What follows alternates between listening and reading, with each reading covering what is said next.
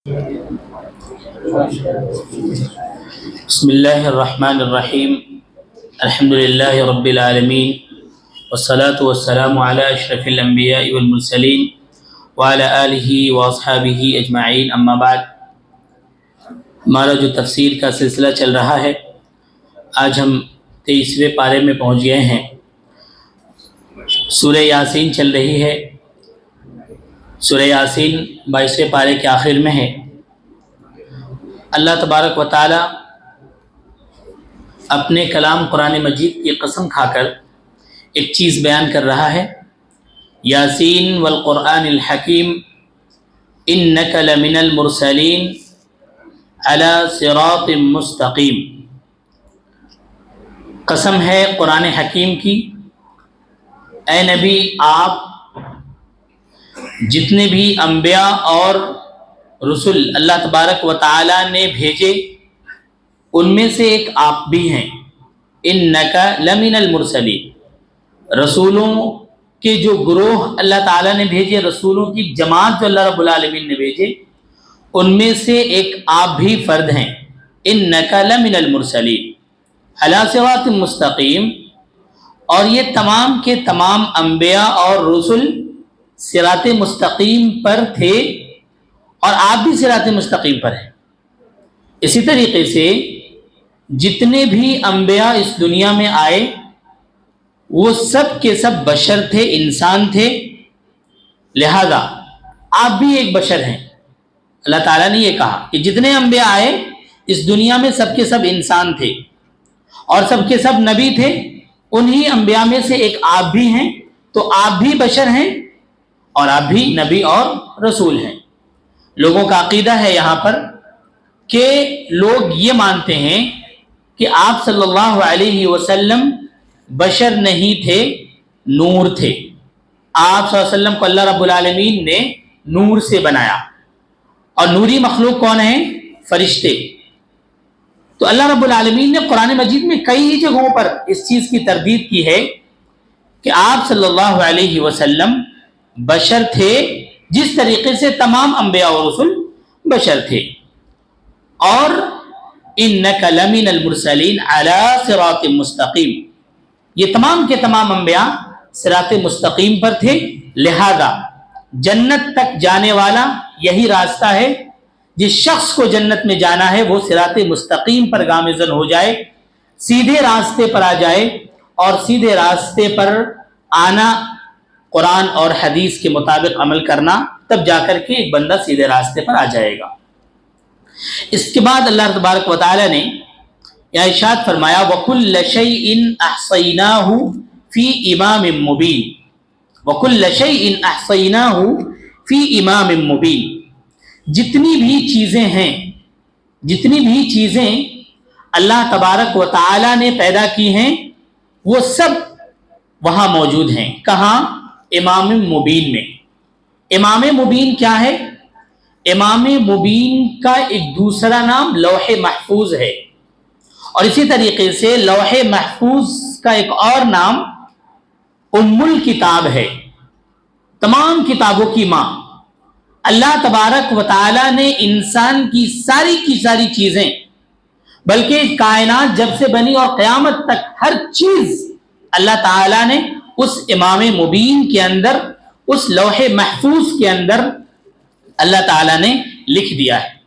دنیا کے پیدا ہونے سے پہلے ہی اللہ تعالیٰ نے وہ تمام کی تمام چیزیں لکھ دی ہیں۔ انسانوں کے اعمال کہ کون شخص کیا عمل کرے گا، کیوں عمل کرے گا، کہاں کرے گا، وہ تمام کی تمام چیزیں مرقوم ہے۔ کون جنت میں جائے گا، کس سبب سے جنت میں جائے گا، کون جہنم میں جائے گا، کس سبب سے جہنم میں جائے گا، کس کو کتنا رزق ملے گا، یہ تمام کی تمام چیزیں اللہ تبارک و تعالیٰ نے اس کتاب کے اندر ایک شخص کی لکھ دی، اور یہی ہے تقدیر۔ اللہ تعالیٰ نے لکھ دیا ہے، تقدیر کا فیصلہ کر دیا ہے۔ اب آپ کو وہی چیزیں ملنے والی ہیں جو چیزیں اللہ تعالیٰ نے لکھ دی۔ اب اس سے نہ آگے کوئی چیز ہو سکتی ہے اور نہ پیچھے، گویا کہ تقدیر اللہ تعالیٰ نے انسانوں کے بنا دی۔ یہ کہا جاتا ہے کہ ایک شخص جب دعا کرتا ہے تو دعا کی وجہ سے تقدیر بھی بدلی جاتی۔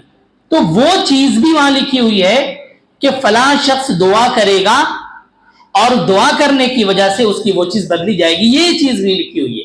وہ کہ اللہ تبارک و تعالی نے تمام تتضمن کل شیء، ہر چیز کو اللہ تعالی نے اپنے احاطے میں رکھا ہے۔ اس میں کہا گیا ہے احصا، احصا کا کیا مطلب؟ وَكُلَّ شَيْءٍ أَحْصَيْنَاهُ، ہم نے ہر چیز کو احاطے میں لیا ہے۔ احصا جب کائنات کی ساری چیزیں اور ذرہ ذرہ تمام کی تمام چیزیں موجود ہیں تو احصا کر کے یہ بتایا گیا ہے کہ ہر چیز کا علم ہمیں ہے۔ اللہ تعالیٰ یہ کہہ رہا ہے کہ ہر چیز کا علم ہمیں ہے اور ہر چیز ہمیں یاد بھی ہے، یعنی مجھے یاد ہے، میں اسے دیکھ رہا ہوں، میں نے محفوظ کر رکھا ہے اس چیز کو، اور اسی طریقے سے تمام کی تمام چیزوں کا ہم احاطہ کیے ہوئے ہیں، میرے احاطے میں ہے۔ یعنی جب ایک چیز احاطے میں آ جاتی ہے تو وہ چیز اس کے باہر نہیں ہوتی، گویا کہ تمام کی تمام چیزیں اللہ رب العالمین کے علم میں بھی ہے، اللہ رب العالمین کو وہ چیزیں یاد بھی ہے کہ کون شخص کیا کرنے والا ہے، کیا کر کے گزر گیا۔ ہماری حالت کیا ہے؟ ہم بھول جاتے، ہم نے کیا اور ہمیں نہیں معلوم کہ آج سے 10 سال پہلے ہم نے کیا کیا۔ اللہ تبارک و تعالیٰ کو اول دن سے لے کر کے قیامت تک کیا ہونے والا ہے وہ تمام کی تمام چیزیں اللہ تعالیٰ کو حفظ بھی ہے، یاد بھی ہے، اور تمام کی تمام چیزیں اللہ کے احاطے میں ہے، اس سے باہر نہیں ہے۔ اسی لیے انسانوں کی تمام چیزیں اللہ رب العالمین سے جڑی ہوئی ہے، تمام کی تمام چیزیں اللہ رب العالمین سے جڑی ہوئی ہے۔ اسی لیے ایک شخص کو چاہیے کہ اپنے سارے معاملات پہلے اللہ رب العالمین سے کرے، اس لیے کہ وہ معاملات اللہ رب العالمین سے جڑے ہوئے ہیں۔ آپ کو معلوم ہے کہ ہمیں ڈائریکٹ جانا ہے فلاں شخص کے پاس، اس سے ہمیں کام ہے، لیکن آپ کو معلوم ہے کہ وہ جو کام ہمیں اس سے ہے وہ چیز میں اللہ تعالیٰ سے جڑا ہو، پہلے اللہ تعالیٰ سے کہیے کہ ہمارا کام فلاں کے ساتھ ہے، اللہ وہ کام کرا دے۔ تو ہر چیز انسان کی اللہ تعالیٰ کے احاطے میں ہے، اللہ تعالیٰ کے علم میں ہے، اسی لیے اللہ تعالیٰ سے ہمیں اپنا رشتہ گہرا کرنا چاہیے۔ ایک بہت ہی اہم بات اللہ تعالیٰ نے کہا، نکتب ما قدموا وآثارهم، ہم لکھ رہے ہیں ما قدموا، جو تم آگے بھیج رہے ہو، وآثارهم، اور جو تم پیچھے بھیج رہے ہو۔ اللہ تعالیٰ نے کہا کہ ہم ہر چیز کو لکھ رہے ہیں، جو تم آگے بھیج رہے ہو، جو تم پیچھے چھوڑ رہے ہو۔ اس کو اس مثال سے سمجھیے کہ ایک شخص جیسے جوتا پہن کر چلتا ہے، قدم رکھا، قدم اٹھانے کے بعد اس جوتے کی نشان ہو جاتی ہیں، اور وہ تو آگے چلا گیا، اب یہ نشان بھی یہاں موجود ہے۔ گویا کہ اللہ تعالیٰ نے یہ کہا کہ تم تو آگے بڑھ گئے، تم جو عمل کر کے آگے نکل گئے، اس عمل سے جو نشان چھوڑ رہے ہو اس کو بھی ہم لکھ رہے ہیں۔ گویا کہ ایک بندہ اگر اچھا عمل کر کے آگے جا رہا ہے تو وہ نشان جو چھوڑ رہا ہے، دوسرے لوگ جو دیکھ کر کے عمل کر رہے وہ نشان پر عمل کر رہے، تو گویا آپ اچھا عمل کر کے جا رہے تو وہ عمل کا بھی ثواب، جو چھوڑ کے جا رہے اس کا بھی ثواب۔ اور اگر ایک انسان برا عمل کر کے آگے بھیج رہا ہے تو وہ تو گناہ اس کے ساتھ ہے، اور یہ جو اثر چھوڑ رہا ہے اس کو دیکھ کر جو دوسرے لوگ اثر انداز ہوں گے اس کا بھی گناہ اس کے اوپر جا رہا ہے۔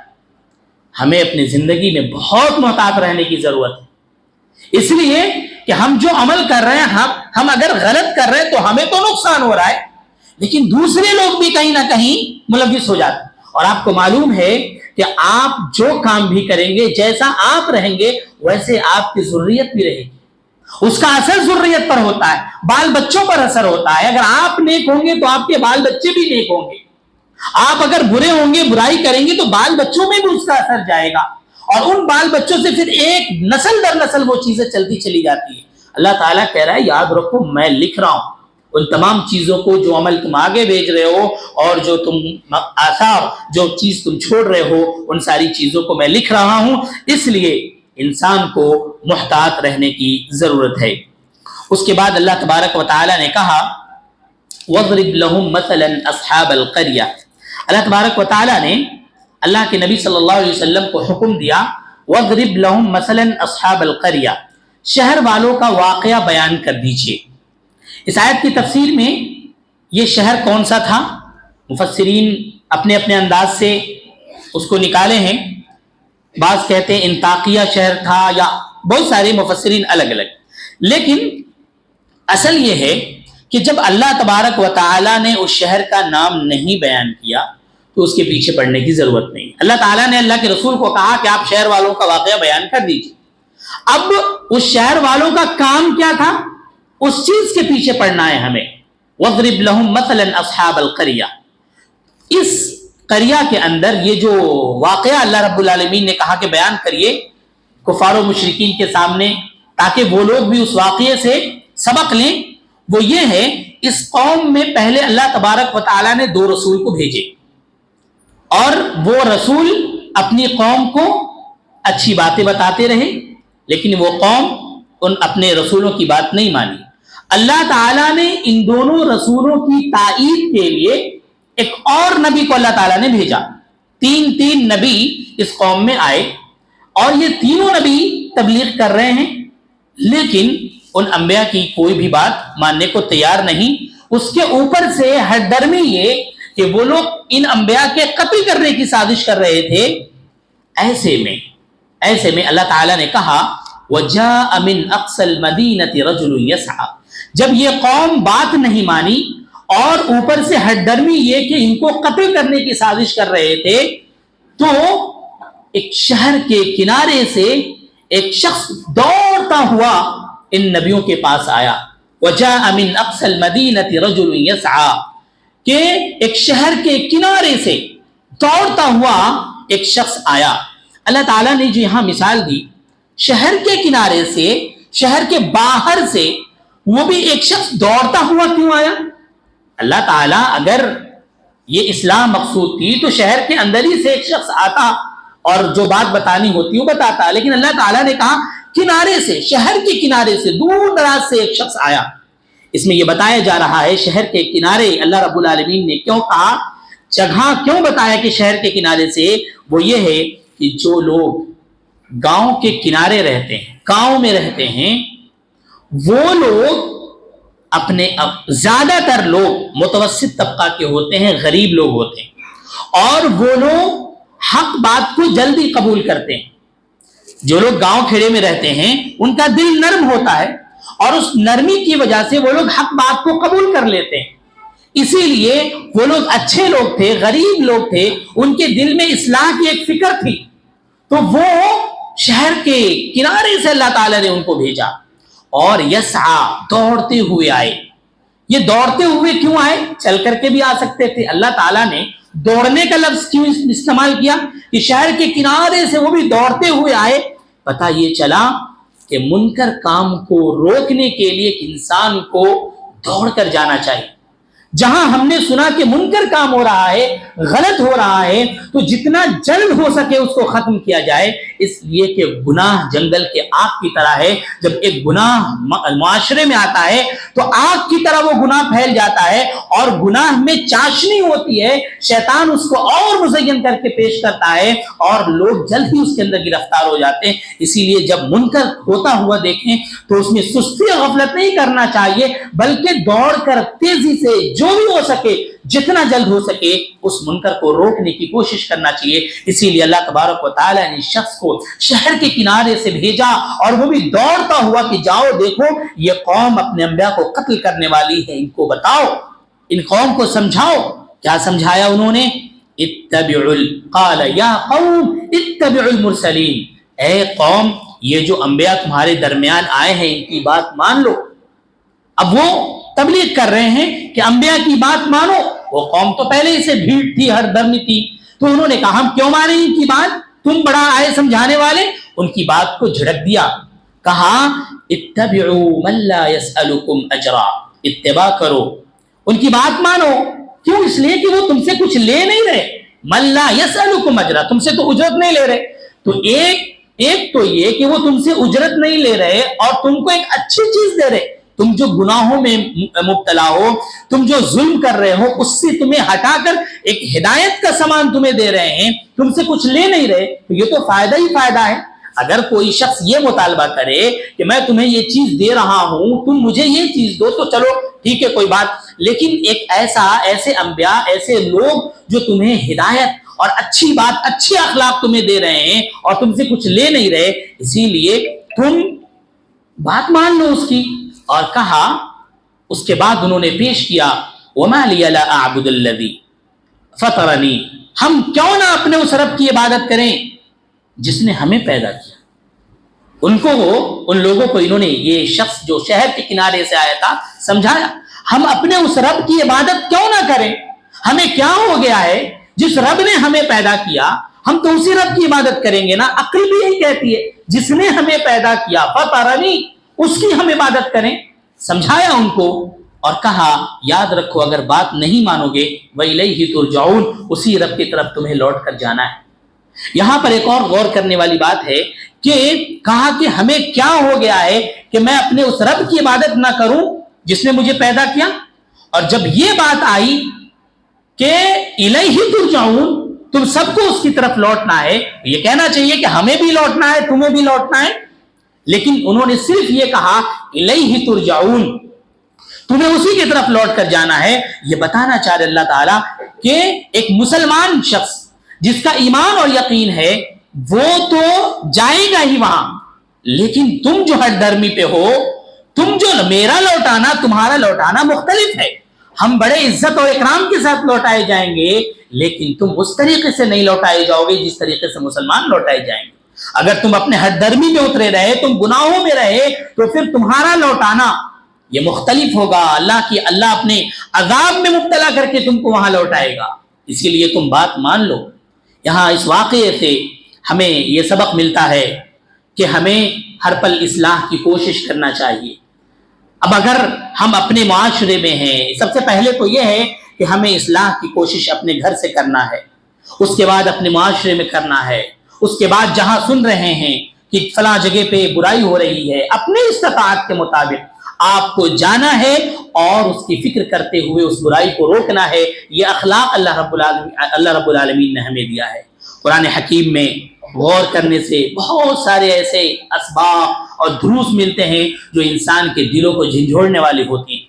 اسی لیے ہمیں کوشش کرنا ہے کہ قرآن کریم سے ہم جڑیں، قرآن کریم کو سیکھیں، پڑھیں، غور و فکر کریں ان آیات میں، تب جا کر کے ہمارے دل میں قرآن کا جو اثر ہے، جو اللہ تعالیٰ نے قرآن کو ہدایت جو کہا، اس وقت ہمارے لیے یہ کام ہوگا جب ہم قرآن حکیم کو پڑھیں گے اور غور و فکر کریں گے، تب جا کر کے یہ قرآن ہمارے لیے ہدایت کا سامان ہوگا۔ ورنہ قرآن کو پڑھیں آپ کو ثواب ملے گا، لیکن جو ہدایت کا جو اصل قرآن کو نازل کرنے کا جو مقصد ہے وہ نہیں مل سکتا۔